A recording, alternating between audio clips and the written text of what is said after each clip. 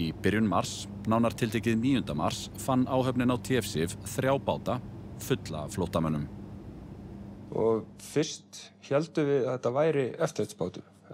Þegar nær kom þá fóru að renna okkur 2 grímur og við sáum þetta. Bátarnir voru á hafsvæði það bil 200 sjómílur suðaustur af Sikiley.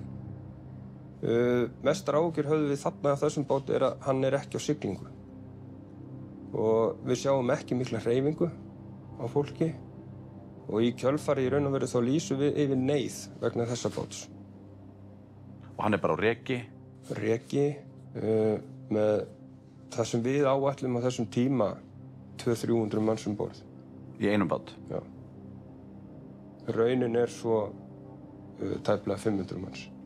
Það voru 500 manns um borð í þessum eina bát, en vitið þið hvað voru samanlagt margir í þessum 3? Ef ég man það rétt, þá var það einhvers staðar rétt 1400 manns.